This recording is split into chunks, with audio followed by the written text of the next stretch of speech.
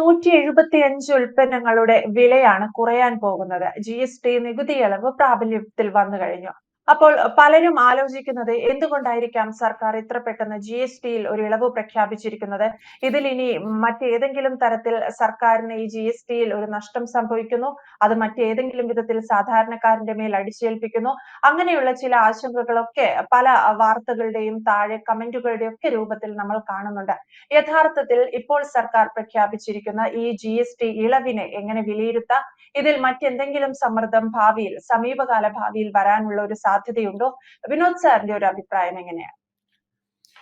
നീതു, ഇതിനകത്ത് നമ്മൾ കാണാത്ത അല്ലെങ്കിൽ ആരും ഡിസ്കസ് ചെയ്യാത്ത പല കാര്യങ്ങളുണ്ട്. എല്ലാവരും പറയുന്നത് ഇപ്പൊ ബീഹാർ ഇലക്ഷൻ വന്നതുകൊണ്ട് ഇത് പ്രഖ്യാപിച്ചെന്നാണ്. എൻ്റെ ഒരു അഭിപ്രായത്തില് അത് ശരിയാകാനുള്ള സാധ്യതകളില്ല. വേണമെങ്കിൽ അങ്ങനെ നമുക്ക് വ്യാഖ്യാനിക്കാമെന്ന് മാത്രമാണ്. എന്തുകൊണ്ടാണ് ഇത് പറയാന്ന് പറഞ്ഞാൽ, നമ്മൾ ശരിക്കും പറഞ്ഞ ഇന്ത്യയെ ഓപ്പറേഷൻ സിന്ദൂറിന് ശേഷം ലോകത്തെ പല രാജ്യങ്ങളും ഭയന്നു തുടങ്ങിയിരിക്കുന്നു. അതായത് നമ്മളൊരു വലിയ ശക്തിയായി മാറുന്നു എന്നുള്ളത് വളരെ സത്യമായ ഒരു കാര്യമാണ്. ഇനിയിപ്പോ ആളുകൾ അംഗീകരിച്ചാലും ഇവിടുത്തെ പ്രതിപക്ഷം അംഗീകരിച്ചാലും നമ്മൾ വിശ്വസിച്ചാലും ഒക്കെ അതൊരു സത്യമാണ്. അവർ ഇതുവരെ കണ്ടിട്ടില്ലാത്ത ഒരു ശക്തമായ ഇന്ത്യയെ അവർ കണ്ടു തുടങ്ങി. അപ്പൊ അമേരിക്ക ബംഗ്ലാദേശില് ധാരണകൾ ഉണ്ടാക്കുന്നു, പാകിസ്ഥാനിൽ ധാരണകൾ ഉണ്ടാക്കുന്നു, ഒരുപക്ഷെ നേപ്പാളിൽ പ്രശ്നം തുടങ്ങിയത് അമേരിക്കൻ സപ്പോർട്ട് കൊണ്ടാണെന്ന് പറയുന്നു. അതിനെ ഇന്ത്യ പിന്നെ കൈകാര്യം ചെയ്തു. അപ്പോ നമ്മുടെ ഇറാൻ തുറമുഖത്ത് ചബഹാറില് നിയന്ത്രണങ്ങൾ ഏർപ്പെടുത്തുവാൻ അമേരിക്ക ശ്രമിക്കുന്നു. ഇന്ത്യക്കെതിരെ സഖ്യങ്ങൾ പലതും ഉണ്ടാകുന്നു. ധാരാളം താരീഫുകൾ ഇന്ത്യക്കെതിരെ വരുന്നു. അപ്പൊ ശരിക്കും പറഞ്ഞാൽ ഇന്ത്യയുടെ എക്കണോമിയുടെ കഴുത്ത് ഞെരിക്കാൻ ഒരു ശ്രമം അമേരിക്കയും അതിനോടൊപ്പം ചേർന്ന് അത്ര തെളിച്ചല്ലാതെ യൂറോപ്യൻ രാജ്യങ്ങളും ശ്രമിക്കുന്നു എന്നുള്ളത് വലിയ സത്യമാണ്. അപ്പോ ഇന്ത്യക്ക് ഒരു പുനർജീവൻ നൽകേണ്ടി വരുന്നത്, അപ്പം ഉദാഹരണത്തിന് താരിഫ് കൊണ്ട് ഇവിടുന്ന് നമ്മുടെ എക്സ്പോർട്ട് കുറയും, ഇവിടുത്തെ പ്രൊഡക്ഷൻ ചിലപ്പം ബാധിക്കും. ഇതൊക്കെ സർക്കാരിന് കൃത്യമായിട്ട് അറിയാം. അപ്പം സാധാരണഗതിയിൽ എന്തുകൊണ്ടാണ് കഴിഞ്ഞ 10 വർഷമായിട്ട് അല്ലെ 11 വർഷമായിട്ട് മോദി സർക്കാരിന് ധാരാളം കാര്യങ്ങൾ ഇന്ത്യക്ക് വേണ്ടി ചെയ്യാൻ പറ്റി? ആദ്യത്തെ കാര്യം നല്ല ഗവേണൻസ്, 2 അഴിമതി ഉണ്ടായിരുന്നില്ല. പിന്നെ ആവശ്യത്തിന് GST വന്നു തുടങ്ങിയോടുകൂടി 2017 GST വന്നതോടുകൂടി, അതിനു മുന്നേ നോട്ട് നിരോധനം, ഡിജിറ്റൽ കറൻസി, ഇതൊക്കെ വന്നിട്ട് എല്ലാം അക്കൗണ്ടബിളായി. അങ്ങനെ അക്കൗണ്ടബിൾ ആയി കഴിഞ്ഞപ്പോഴത്തേക്ക് GST വിഭാഗത്തിൽ ഇന്ത്യയിലോട്ട് വരുന്ന ഇന്ത്യൻ സർക്കാരിന് കിട്ടുന്ന കാശെന്ന് പറയുന്നത് ഓരോ മാസവും കൂടി വന്നുകൊണ്ടിരുന്ന ഒരു സാഹചര്യമാണ്. അപ്പൊ സാധാരണഗതിയിൽ ആ കിട്ടുന്ന കാശ് കൊണ്ട് ഡിഫൻസിനായാലും മറ്റു കാര്യങ്ങൾക്കൊക്കെ നോക്കാൻ സാധാരണഗതിയിൽ ഒരു സർക്കാർ ശ്രമിക്കും. എന്ന് വെച്ചാൽ ആളുകള് സത്യം പറഞ്ഞാൽ ആരും GST ഇപ്പൊ കുറയ്ക്കുമെന്നോ ഇത്ര പെട്ടെന്ന് കുറയ്ക്കുമെന്നൊന്നും പ്രതീക്ഷിച്ചിരുന്നില്ല. അപ്പൊ അത് ആളുകളെ സൂചിപ്പിക്കാൻ വേണ്ടിയാണ്. ഇപ്പൊ ഉദാഹരണത്തിന് പ്രതിപക്ഷം പറഞ്ഞാൽ, ഇപ്പൊ കഴിഞ്ഞ ദിവസം ഇവിടുത്തെ ഒരു പ്രധാനപ്പെട്ട ന്യൂസ് ചാനൽ പറയുന്ന കേട്ടു, അതായത് ഡൽഹി ഇലക്ഷന് മുന്നെയാണ് IT കുറച്ചത്. അങ്ങനെ IT കുറയ്ക്കാൻ മാത്രം വിധി, അതായത് ഇൻകം ടാക്സ് 12 ലക്ഷം രൂപ വരെ ഇൻകം ടാക്സിൽ നിന്ന് ഒഴിവാക്കിയല്ലോ. അതൊരു ഡൽഹി ഇലക്ഷന് വേണ്ടി മാത്രം അത് ചെയ്യാൻ സാധാരണഗതിയിൽ ഒരു കേന്ദ്ര സർക്കാർ ഇവർ ഉദ്ദേശിക്കുന്നത് അത്ര വലിയൊരു മണ്ടത്തരം കാണിക്കുമെന്ന് ഞാൻ വിചാരിക്കുന്നില്ല. അപ്പൊ അവർക്കതിന് വ്യക്തമായ ഉദ്ദേശം ഉണ്ടായിരുന്നു. 2, ഇപ്പൊ ബീഹാർ ഇലക്ഷന് വേണ്ടി GST മൊത്തം സർക്കാരിന് കിട്ടിരുന്ന കാശ് മൊത്തം, എന്ന് വെച്ചാൽ ജനം പോലും പ്രതീക്ഷിക്കുന്നില്ല എന്നുള്ളത് നമ്മൾ എനിക്ക് പ്രത്യേകം എടുത്തു പറയേണ്ട ഒരു കാര്യമാണ്. ബീഹാറിലെ ജനം ഇത് പ്രതീക്ഷിക്കുന്നില്ല. അപ്പൊ അത് വരേണ്ട കാര്യമില്ല. അപ്പോഴാണ് ഞാൻ പറയുന്നത്, ഇന്ത്യയില് ഈ താരിഫ് കൊണ്ടും പല പ്രശ്നങ്ങൾ കൊണ്ടും അപ്പൊ ഇന്ത്യക്കെതിരെ നടപടി യൂറോപ്യൻ കൺട്രീസിനെ എടുക്കാൻ വേണ്ടി അമേരിക്ക പ്രഷർ ഇടുന്നുണ്ട്. ഇതൊക്കെ വെച്ചിട്ട് അതിന് ഒരു മുഴം മുന്നേ എറിഞ്ഞിരിക്കുന്ന ഒന്നാണ് അപ്രതീക്ഷിതമായി വന്ന ഈ GST2 പരിഷ്കാരങ്ങൾ. 2017 GST ആരംഭിച്ചതിന് ശേഷം ഏറ്റവും വലിയ നമുക്ക് പ്രധാനമായിട്ട് 4 സ്ലാബുകൾ ഉണ്ടായിരുന്നു. 5%, 12%, 18%, 28%. ഇതിനകത്ത് നമ്മൾ ഈ 12%-ത്തിലുള്ള 99% സാധനങ്ങളുടെയും തീരുവ 5%-ആയി കുറച്ചു. ഈ 28%-ത്തിലുണ്ടായിരുന്ന ഏകദേശം ഒരു 95 മുതൽ 97% വരെ സാധനങ്ങളുടെ തീരുവ 18%-ആയിട്ട് കുറച്ചു. അപ്പൊ ഇപ്പം പണ്ട് നമ്മൾ 5, 12, 18, 28 ആയിരുന്നെങ്കിൽ ഇപ്പൊ 2 സ്ലാബുകൾ മാത്രമാണ്. അതായത് 5%-ഉം 18%. ഇതും ഞാൻ നേരത്തെ പറഞ്ഞ ഈ ഇൻകം ടാക്സിന്റെ 12 ലക്ഷം രൂപ വരെ ഇൻകം ടാക്സ് ഒഴിവാക്കി കൊടുത്തതും കൂടെ വെച്ച് നോക്കുമ്പോൾ മൊത്തം സാധനങ്ങളുടെ വില കുറയുകയും ചെയ്യും. അതേസമയം ഇന്ത്യക്കാർക്ക് ഈ ഇൻകം ടാക്സ് കുറച്ചത് കൊണ്ട് കയ്യിൽ കാശ് ഉണ്ടാകുകയും ചെയ്യും. ഇത് രണ്ടും എന്തിനാണ് സാധാരണ ഉപയോഗിക്കുക? രണ്ട് കാര്യങ്ങൾക്ക്. ഒന്ന്, കൂടുതൽ സാധനങ്ങളും സർവീസും വാങ്ങാൻ ഉപയോഗിക്കും. അടുത്തത് സേവ് ചെയ്യാൻ ഉപയോഗിക്കും. ആ സേവ് ചെയ്യുന്ന തൽക്കാലം അവിടെ നിൽക്കട്ടെ, അതായത് സേവിങ്സിലോട്ട് പോകുന്ന തൽക്കാലം നിൽക്കട്ടെ. നമ്മൾ ഈ സാധാരണക്കാരുടെ ഇടയിൽ കൂടുതൽ, പ്രത്യേകിച്ച് സാധാരണ നിത്യോപയോഗ സാധനങ്ങൾ, നമുക്ക് ദിനം പ്രതി വേണ്ട എല്ലാ സാധനങ്ങളുടെയും ടാക്സ് 5% കുറച്ചിരിക്കുക. അങ്ങനെ വരുമ്പോൾ ആളുകൾ കൂടുതൽ സാധനം മേടിക്കുകയോ കാശ് മിച്ചം വെക്കുകയോ ചെയ്യും.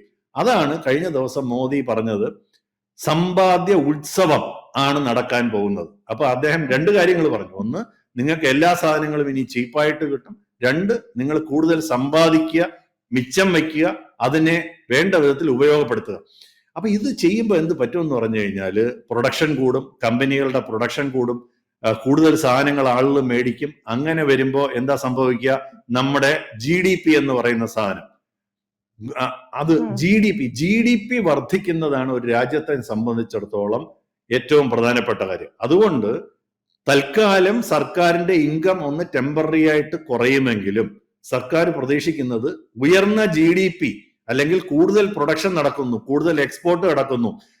പ്രത്യേകിച്ച് അദ്ദേഹം പറഞ്ഞ ആ സംസാരത്തില് നിയോ മിഡിൽ ക്ലാസ്, പലരും ന്യൂ മിഡിൽ ക്ലാസ്, അത് തന്നെയാണ് അർത്ഥം. നിയോ മിഡിൽ ക്ലാസ് എന്ന് പറഞ്ഞാൽ പുതിയതായിട്ട് ഈ കാരണങ്ങൾ, ഇപ്പൊ ഇൻകം ടാക്സ് ലാഭിച്ചത് കൊണ്ടും സാധനങ്ങൾ വില കുറഞ്ഞത് കൊണ്ടും കൂടുതൽ പേർ ഈ പുതിയ ഒരു മിഡിൽ ക്ലാസ്, നമ്മൾ പണ്ട് lower class, middle class, upper class എന്ന് പറയും, പുതിയ ഒരു കാറ്റഗറി, അതായത് ലോവർ ഇൻകത്തിൽ നിന്ന് മിഡിൽ ക്ലാസ്സിലോട്ട് വരുന്ന ഒരു പുതിയ ഇതിനെയാണ് അദ്ദേഹം നിയോ മിഡിൽ ക്ലാസ് എന്ന് വിളിച്ചത്. അവർക്ക് ധാരാളം കൂടുതൽ സാധനങ്ങൾ ഉപയോഗിക്കാം. ശരിക്കും പറഞ്ഞാൽ ഇന്ത്യയിൽ അത്തരക്കാർ വളരെ എണ്ണം വളരെ കൂടുതലാണ്.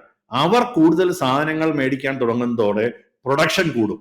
ഇത് രാജ്യത്തിന് വലിയ പുരോഗതിയായിരിക്കുമെന്നും അമേരിക്കയും ഈ വിദേശ രാജ്യങ്ങളും ഇന്ത്യയെ കഴുത്ത് ഞെരിക്കാൻ സാമ്പത്തികമായി കഴുത്ത് ഞെരിക്കാൻ ശ്രമിക്കുന്നതിനെ ഒരു പരിധി വരെ ഇന്ത്യയിൽ, അദ്ദേഹം ഇന്നലെ പറഞ്ഞു, ആത്മനിർഭർ ഭാരത്, അതായത് ഇന്ത്യക്കാർ ഇന്ത്യൻ സാധനങ്ങൾ മേടിക്കണം. അപ്പൊ ഇതെല്ലാം കൂടെ ചേർത്താണ് ഈ GST2 വന്നിരിക്കുന്നതെന്നാണ് വ്യക്തിപരമായി ഞാൻ വിശ്വസിച്ചത്. അല്ലാതെ ഒരു ബീഹാർ ഇലക്ഷന് വേണ്ടി മാത്രം. ബീഹാർ ഇലക്ഷൻ ഇപ്പൊ തീരും, അപ്പൊ പിന്നെ ജീവിതകാലം മുഴുവൻ ഇതിന്റെ ബുദ്ധിമുട്ട് ഒരു സർക്കാർ സഹിക്കുമോ? ഇല്ല. അത് അറിഞ്ഞുകൊണ്ട് തന്നെ ജനങ്ങൾ കൂടുതലായിട്ട് സാധനങ്ങൾ വാങ്ങട്ടെ, സർവീസുകൾ വാങ്ങട്ടെ എന്ന് പറഞ്ഞ് വളരെ പ്രധാനപ്പെട്ട ചില മേഖലകൾ, ഉദാഹരണത്തിന് ഇൻഷുറൻസ്. നമ്മുടെ നാട്ടിലെ ഏറ്റവും വലിയൊരു പ്രശ്നം, നമുക്ക് ലൈഫ് ഇൻഷുറൻസും ഇല്ല, ഹെൽത്ത് ഇൻഷുറൻസും പ്രോപ്പർ ആയിട്ടില്ല. ഇതിന് കംപ്ലീറ്റ് ആയിട്ട് GST എടുത്ത് കളഞ്ഞിരിക്കുകയാണ്. ലൈഫ് ഇൻഷുറൻസിന്റെ എന്ന് വെച്ചാൽ സർക്കാർ പറയുന്നത് നിങ്ങൾക്ക് വേണ്ട നിങ്ങളുടെ ഹെൽത്ത് അല്ലെങ്കിൽ ആരോഗ്യം പരിരക്ഷിക്കാൻ വേണ്ട ഹെൽത്തിന് വേണ്ടിയുള്ള കാശ് നിങ്ങൾ തന്നെ ചെറിയൊരു തുക മുടക്കി അതിനുള്ള വേണ്ട കാര്യത്തിൽ രീതികൾ കാണണം എന്നുള്ളതാണ്. അതുപോലെ തന്നെ നിങ്ങളുടെ ലൈഫ്, ഇപ്പൊ നിങ്ങൾ ഒരു ഏണിംഗ് മെമ്പർ ആണെങ്കിൽ അല്ലെങ്കിൽ നിങ്ങളാണ് ഏക മെമ്പർ എങ്കിൽ നിങ്ങളുടെ കുടുംബത്തെ രക്ഷിക്കാൻ വേണ്ടി നിങ്ങളുടെ ലൈഫ് ഇൻഷുർ ചെയ്യണം എന്നുള്ള സർക്കാരിന്റെ ഒരു നയമാണ്. ഇപ്പം അതിനെ സഹായിക്കാൻ വേണ്ടിയാണ് ലൈഫ് ഇൻഷുറൻസിനും ഹെൽത്ത് ഇൻഷുറൻസിനും കംപ്ലീറ്റ് ആയിട്ട് GST എടുത്ത് കളഞ്ഞിരിക്കുന്നത്. മാത്രമല്ല പ്രൊഡക്ഷൻസ്, ഇപ്പൊ നമുക്കറിയാം ചെറിയ വാഹനങ്ങൾ, കാറുകൾ, ഒരുമാതിരിപ്പെട്ട കാറുകളൊക്കെ 4 മീറ്ററിൽ താഴെയാണ്, അല്ലെങ്കിൽ 350 cc താഴെയുള്ള ഇതിന്റെയൊക്കെ GST വല്ലാണ്ട് കുറച്ചു. 28% നിന്ന് 18% കുറച്ചു. ഇതൊക്കെ വലിയ ഒരു തരംഗം, അതായത് ഒരു വലിയ ഇന്നോവേഷൻ അല്ലെങ്കിൽ ഒരു പ്രൊഡക്ഷന്റെ ഒരു കുതിച്ചുചാട്ടം ഇന്ത്യയിൽ ഉണ്ടാകും എന്നാണ് കണക്കാക്കപ്പെടുന്നത്. അത് മാത്രമല്ല, ഇപ്പം നമ്മുടെ ഡെയിലി നമ്മൾ വീട്ടിൽ ഉപയോഗിക്കുന്ന അരി, അങ്ങനത്തെ സാധനങ്ങള്, പാല്, ഫുഡ് ഐറ്റംസ്, മെഡിസിൻ, മിക്കവാറും മെഡിസിൻസ്, അല്ലെങ്കിൽ പാക്കേജ് ഗുഡ്സ്, കൺസ്യൂമർ ഗുഡ്സ് എന്ന് പറയില്ലേ, ഇങ്ങനത്തെ എല്ലാ സാധനങ്ങൾക്കും വളരെ വില കുറഞ്ഞിട്ടുണ്ടെന്നുള്ളത് ആളുകൾക്ക് വലിയൊരു ഗുണമാണ്. ആളുകൾക്ക് ഗുണമാണെന്ന് മാത്രമല്ല, രാജ്യത്തെ പ്രൊഡക്ഷൻ കൂടും. അതാണ് സർക്കാരിന്റെ പ്രധാനപ്പെട്ട ഉദ്ദേശമെന്നാണ് ഞാൻ കരുതുന്നത്. എന്തായാലും 175ഓളം ഉൽപ്പന്നങ്ങൾക്ക് വില കുറയാൻ പോകുന്നത്. അതിൽ വിനോദ് സാർ പറഞ്ഞതുപോലെ പാൽ 175 കേട്ടോ, 175 നീത്തു, കൂടുതൽ സാധനം. അത് ഞാൻ നേരത്തെ പറഞ്ഞില്ലേ, 175 അതിനേക്കാളും വളരെ വിപുലമാണ്. അത് പലപ്പോഴും ഇവിടുത്തെ നമ്മുടെ സാധാരണ മാധ്യമങ്ങൾ പറയുന്ന കണക്കാണ് 175. അതായത് 18% കാറ്റഗറി കിടന്നിരുന്ന ധാരാളം സംഭവങ്ങളുടെ ഇത് അല്ല 12% കാറ്റഗറി കിടന്നിരുന്ന 99% സാധനങ്ങളുടെ നികുതി ഇപ്പൊ 5% ഉള്ളൂ. അതുപോലെ തന്നെ 28% കാറ്റഗറി കിടന്നിരുന്ന ഏകദേശം 95%-ഓളം 18 കുറച്ചിട്ടുണ്ട്. അപ്പൊ ശരിക്കും പറഞ്ഞാൽ ഏകദേശം 450-ഓളം പ്രോഡക്റ്റിന്റെ GST കാര്യമായി കുറയുമെന്നാണ് കണക്കാക്കപ്പെടുന്നത്. യെസ്, 450ഓളം 175 അല്ല 450ഓളം ഉൽപ്പന്നങ്ങളുടെയാണ് GST കുറയാൻ പോകുന്നത്. ഈ രീതിയിൽ സാധാരണക്കാരെ സംബന്ധിച്ചിടത്തോളം വലിയൊരു ആശ്വാസം തന്നെയാണ്. കാരണം ഓണത്തിന് പോലും വിലക്കയറ്റം കാരണം മുഴുവൻ സാധനങ്ങൾ വാങ്ങാൻ കഴിയാത്ത ഒരുപാട് മിഡിൽ ക്ലാസ് ഫാമിലി ഉണ്ട്. ഞാൻ ഉൾപ്പെടെയുള്ളവർ അനുഭവിക്കുന്ന ഒരു യാഥാർത്ഥ്യം കൂടിയാണത്. അപ്പോൾ ചെറിയ 5-10 ആണെങ്കിൽ പോലും അതിലൊരു പറഞ്ഞോളൂ സർ. ഒരു കാര്യം കൂടെ പ്രധാനം, വളരെ തന്ത്രപരമായ ഒരു നീക്കം. ഇത് സാധാരണഗതിയിൽ ആരും പറയാത്ത. സാധാരണഗതിയിൽ ടാക്സ് കുറയ്ക്കുമ്പോൾ എന്ത് ചെയ്യുമെന്നറിയോ? ഈ ഉൽപ്പന്നങ്ങളുടെ വില കൂട്ടും. കമ്പനികൾ പലപ്പോഴും ചെയ്യുന്ന ഒരു തന്ത്രമാണ്. അപ്പൊ ടാക്സ് കുറച്ചല്ലോ, അപ്പൊ എന്തായാലും ജനത്തിന് പഴയ വിലയെ പറ്റി ഒരു ധാരണയുണ്ട്. പക്ഷെ ഇപ്രാവശ്യം ചെയ്ത ഒരു വലിയ തന്ത്രം, അത് ആരും ഡിസ്കസ് ചെയ്യാത്തൊരു കാര്യമാണ്. പൊതുവെ ഞാൻ ഇതുവരെ ഒരു മീഡിയയിലൊന്നും അങ്ങനെ ഡിസ്കസ് ചെയ്ത് കേട്ടില്ല. എന്താണെന്ന് അറിയാമോ? നമ്മുടെ ഇവിടെ ഓണത്തിനാണ്, കേരളത്തിൽ മാത്രം ഓണത്തിനാണ് ഏറ്റവും അധികം സാധനങ്ങൾ. ഇപ്പൊ ഇലക്ട്രോണിക് ഗുഡ്സിന്റെ ഒരു വർഷത്തെ വിൽപ്പനയുടെ ഏകദേശം 70% വരെ നമ്മളെ ഞെട്ടിക്കും. ഇപ്പൊ ഉദാഹരണത്തിന് TV, ഫ്രിഡ്ജ്, ഇങ്ങനത്തെ സാധനങ്ങൾ. ഇതിന്റെ കാരണം വെച്ചാൽ ഇന്ത്യയിൽ, നമ്മുടെ കേരളത്തിൽ ബോണസ് കിട്ടുന്നത് ഓണത്തിനാണ്. വടക്കേ ഇന്ത്യയിൽ മുഴുവൻ ഈ ബോണസ് കിട്ടുന്നതും നമ്മുടെ കേരളത്തിലെ ഓണത്തിന് സമാനമായ വില വരുന്നത് ദീപാവലിക്കാണ്. ദീപാവലി ആ സമയത്ത്, ഇപ്പൊ ഇതുപോലത്തെ ദസറ ഉത്സവങ്ങളുടെ സമയത്താണ്.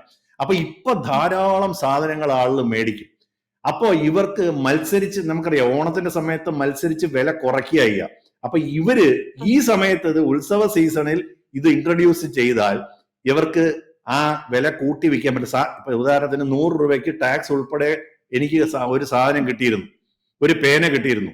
ടാക്സ് ഗവൺമെന്റ് വളരെയധികം കുറച്ചു കഴിഞ്ഞാൽ എന്നാ പിന്നെ ഞാൻ 100 രൂപയ്ക്ക് തന്നെ വിൽക്കാം, സാധനത്തിന്റെ വില ഇച്ചിരി കൂട്ടി വിൽക്കാമെന്ന് കമ്പനി വിചാരിക്കാനുള്ള ഒരു ധാരണയുണ്ട്. അത് ഈ ഉത്സവ സീസണിൽ, ഇപ്പൊ ദീപാവലി വരാൻ പോകുന്നു, ഈ ഉത്സവ സീസണിൽ നടക്കാതെ പോകും. ഞാൻ പറഞ്ഞ പോയിന്റ് മനസ്സിലായി. അതായത് ഇവർക്ക് വില കൂട്ടി വെക്കാനുള്ള ഒരു ചാൻസ് കിട്ടൂല.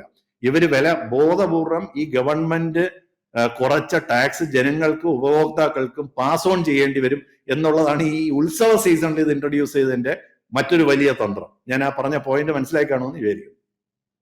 യെസ്, തീർച്ചയായും. പക്ഷെ കേരളത്തിൽ അത് ഓണം കഴിഞ്ഞാണ് പ്രഖ്യാപിക്കുന്നതെങ്കിലും ദീപാവലിയോടനുബന്ധിച്ച് സാധനങ്ങൾ വാങ്ങാനുള്ള ഒരു ഓപ്ഷൻ കൂടി, അല്ലെങ്കിൽ ഒരു ചോയ്സ് കൂടെ ഇവിടെ ഉണ്ട് എന്നുള്ളതാണ്. എന്തായാലും സാധാരണക്കാർക്ക് ആശ്വസിക്കാം. GSTയിൽ ഇളവ് വന്നിട്ടുണ്ട്. വിനോദ് സാർ പറഞ്ഞതുപോലെ 450ഓളം ഉൽപ്പന്നങ്ങൾക്കാണ് ഇളവ് പ്രഖ്യാപിച്ചിരിക്കുന്നത്. ഈ രീതിയിൽ സാധാരണക്കാർക്ക് ഏറ്റവും അനുകൂലമായ ഒരു കേന്ദ്ര സർക്കാരിന്റെ നിലപാട് കൂടിയാണ്. രാഷ്ട്രീയപരമായി അല്ലെങ്കിൽ രാഷ്ട്രീയത്തോടുള്ള ഇത്തരം കാര്യങ്ങളൊക്കെ മാറ്റിവെച്ചു കഴിഞ്ഞാൽ BJP സർക്കാർ ഏറ്റെടുത്തിരിക്കുന്ന അല്ലെങ്കിൽ മുന്നോട്ട് വച്ചിരിക്കുന്ന സാധാരണക്കാർക്ക് വേണ്ടിയുള്ള വളരെ വിദഗ്ധമായ ഒരു ആശയം എന്ന് കൂടി നമുക്കിതിനെ പറയാൻ സാധിക്കും. Thank you so much Vinod sir. കൂടുതൽ വാർത്തകളും വിശേഷങ്ങളും നിങ്ങളിലേക്ക് എത്താൻ ABC മലയാളം സബ്സ്ക്രൈബ് ചെയ്യുക, ബെൽ ബട്ടണും അമർത്തുക.